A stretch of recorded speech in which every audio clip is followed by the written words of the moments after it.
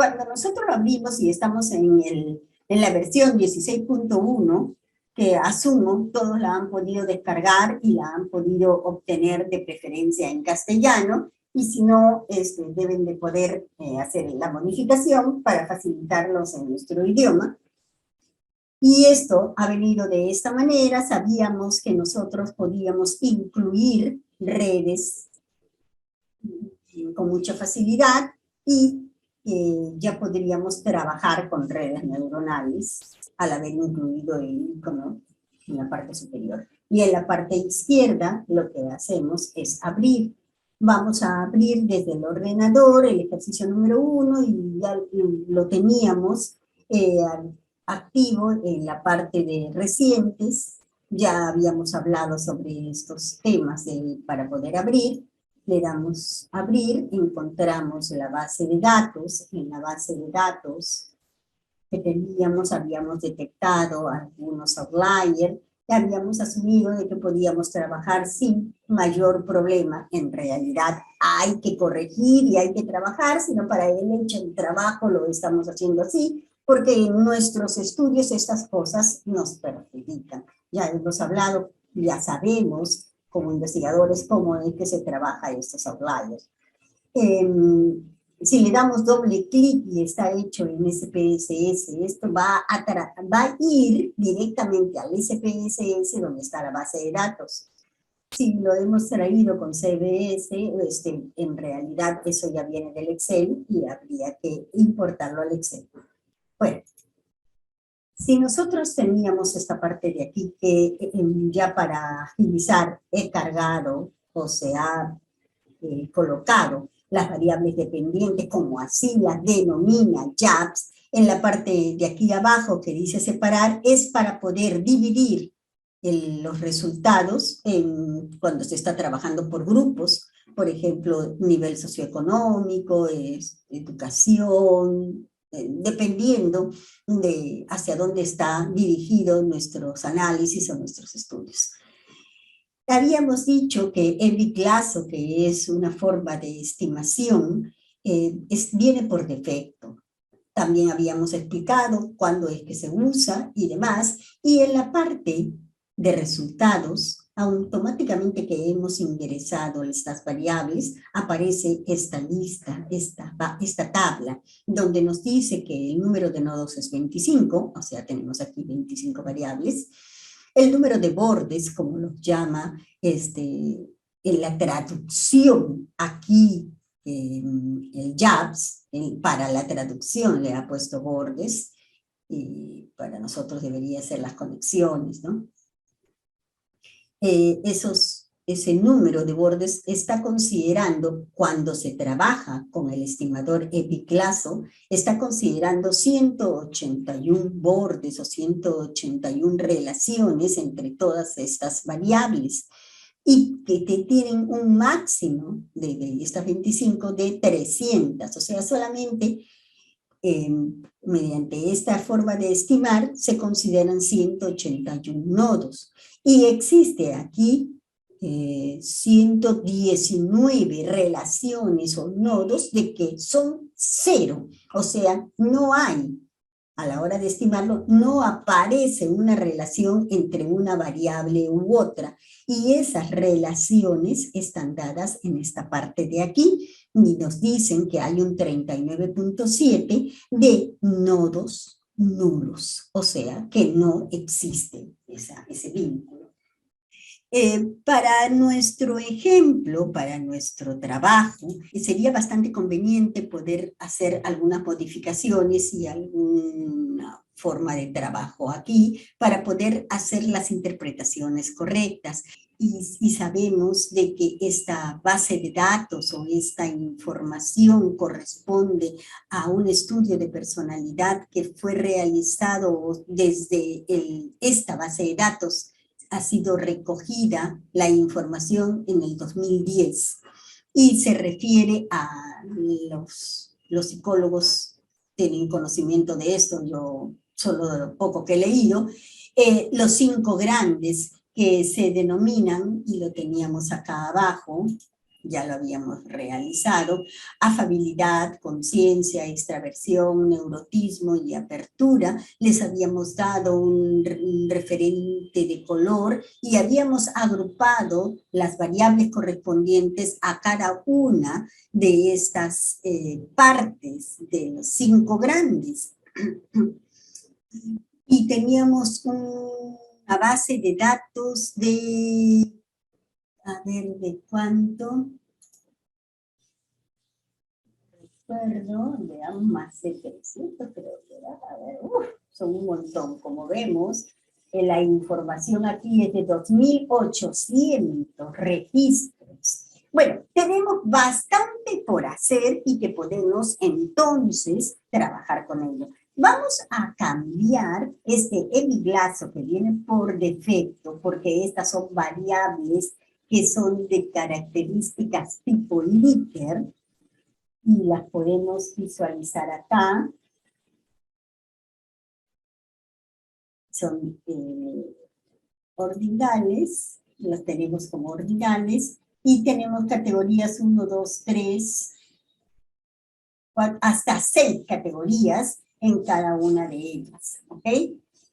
Entonces, veamos, son tipo Likert de 6, y por tanto el epiglaso no sería una buena alternativa de estimación. Así que vamos a trabajar con correlaciones. Acá estamos, correlaciones. Hay que tomar en cuenta que el estimador es donde se selecciona el tipo de red que vamos a hacer para estimar nuestros análisis. Estas variables dependientes son los datos de nuestro interés. Y acá abajo, que hemos estado viendo, las opciones de salida de análisis están en función de cada uno de estos tipos de estimadores. Si trabajamos con otro estimador, las opciones van a referirse a ese tipo de estimador. En la parte derecha, ahora para las correlaciones, observamos de que ahora absolutamente todas las correlacionan. Todas. En este ejercicio, claro está. Y podemos ver de que hay 0% de que son ceros. Ok. Para poder hacer los operadores de selección y hacer diferentes contracciones absolutas de las gráficas, tenemos, que habíamos hablado del epiglaso, que viene a ser el criterio de información bayesiano extendido y que se basa en el EDIC, que es el criterio de información bayesiana. Nosotros aquí, al hacer correlaciones, tiene más sentido trabajarlas mediante este tipo de variables. Por tanto, a la hora de poner las gráficas, tenemos la información de la red que hemos visto, ya cambió, pero tenemos una base de gráfica obtenida en función a nuestras definiciones y especificaciones de los colores y de los nombres que se les ha dado. Ya hemos visto bastante bien las opciones gráficas. Ahora bien, aquí en la parte de análisis, lo vamos a dejar en auto porque ya habíamos dicho que esto detecta automáticamente el tipo de variable que se utiliza, el tipo de correlación más adecuado que se debe de tener entre esas variables, y que se detecta casi siempre para variables continuas, en este caso, o podrían ser también binarias, o en este caso que son ordinales, o se utiliza cuando son correlaciones, por ejemplo aquí, podríamos utilizar las covarianzas, podríamos hablar de las correlaciones de Pearson, las tetracóricas, las policóricas. Entonces, lo dejamos en auto para que esto pueda generarse en función de cómo son estas variables. Acordémonos de que las correlaciones policóricas se utiliza para estimar una relación entre dos variables que son de tipo ordinal. Las poliseriales son cuando las variables son ordinales y otra continua. Las correlaciones de Pearson, evidentemente, son cuando las variables son todas numéricas. ¿Qué son las principales tipos de relaciones que se hay entre las diferentes variables? Ok, cuando nosotros hemos visto esta gráfica, también podríamos hablar de las distancias y la longitud de las trayectorias más cortas que pueden existir entre sus aristas. O podemos hablar de la centralidad de sus diferentes nodos, que también así lo llama el JAPS, y la centralidad implica algunos tipos de medidas de centralidad específicos, que ahorita lo vamos a analizar. Otra situación es, por ejemplo, cuando nosotros estamos hablando de la conectividad o el agrupamiento, que se refiere a cómo es que estas variables se tornan en función de sus respectivas dimensiones, si así las llamamos. Como estamos observando en esta gráfica en particular, vemos que efectivamente se han agrupado más cerca las variables que le corresponden a una sola dimensión.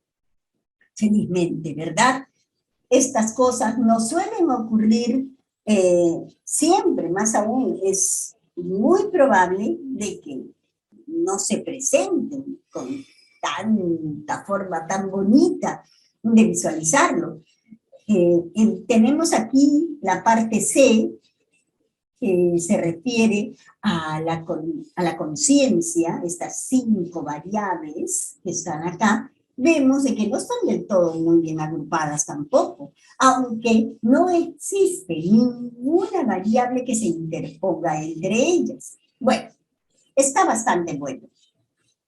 Pero hablemos de la centralidad. Y la centralidad es este gráfico de aquí. Pero antes de entrar a explicar esto, miremos un poquito lo que se llama, o cómo es que se puede llegar a este tipo de estructuras. Al referirnos a la estructura de una red de neuronas, hablamos de diferentes tipos de redes. Existen redes, existen formas en las cuales esta estructura se presenta. Una de ellas, una bastante conocida, es la red estrella. Bueno, no hay que explicar mucho porque así se llama, ¿no? Entonces, vemos de que hay un nodo central, el A, que está netamente en el centro de esta gráfica. Y vemos que así el grado de centralidad, o sea, qué tan central está se muestra que es bastante bueno, bastante centrado. Por ejemplo, si nosotros eliminaríamos esta relación entre A y C, o por alguna situación no se presenta, A no tiene problemas, porque recibe información de las otras. Mientras que C sí tiene problemas, porque ni da ni recibe, si el caso fuera de un lado o de otro. Entonces, A, el nodo central, tiene la forma de vínculo de mayor oportunidad que todas las otras variables. O sea, es la más poderosa en este tipo de gráficas. Luego tenemos la de línea. En la de línea, que evidentemente no hay necesidad tampoco de explicar porque así se llama, se tienen que los extremos, en este caso A y G, son los que están más perjudicados, o sea, están con mayor desventaja en su forma estructural. Y los centrales, los que están en el medio de la línea, son los que se relacionan con más facilidad, si hablamos de grado, con más fuerza de acción sobre las otras variables. Y si hablamos de intermediación, los nodos más cercanos a la mitad, en este caso específicamente D, se encuentra entre dos caminos, entre los caminos hacia los pares con mayor facilidad. Cuando estamos acá, que lo de los extremos, que solamente tiene un solo camino. El otro tipo de gráfico es el de la red circular. Y aquí, evidentemente, todas tienen las mismas capacidades o la misma fuerza o la misma situación, aparentemente. ¿Y por qué digo aparentemente? Porque para este caso parece de que todas están equidistantes, ¿verdad? Y en eso puede hablar de la cercanía. Todas tienen la misma cercanía hacia sus pares laterales. Mientras que no exista ninguna variable que está fuera de este círculo, podríamos decir de que su interacción es entre dos nodos y es solamente entre dos nodos cada uno de estos variables. O sea, G solamente se relaciona con dos, no va a relacionarse directamente con otras. Hay que tener en cuenta de que estamos hablando de redes, ¿ok? Por eso solo se relaciona con dos. Sí, evidentemente uno puede decir que G se relaciona con C o con D a través de, sí, pero estamos hablando de redes y que son redes que van pasando información. Y con esto podríamos imaginar de que esto no es lo único que se puede obtener. Evidentemente, esto no es la única fórmula de red que se puede, ya hemos visto que nuestra red se parece en algo, tal vez a esta, ¿no? Pero ¿qué puede ocurrir aquí nosotros si consideramos, por ejemplo, esta variable, este tipo de red circular y la tomamos en cuenta? Y generamos o vemos de que existe otra variable que se acerca al centro de nuestro círculo y por tanto se podría decir que vendría a ser una variable estrella, ¿no? Porque se relaciona con todos. Y si a su vez esto se puede tomar en cuenta otras dos que también están bastante centradas, pero se hacen en línea con esa X. Entonces, aquí estamos teniendo ya una variedad de información que podríamos decir de que está modificándose el tipo de red en función de sus relaciones.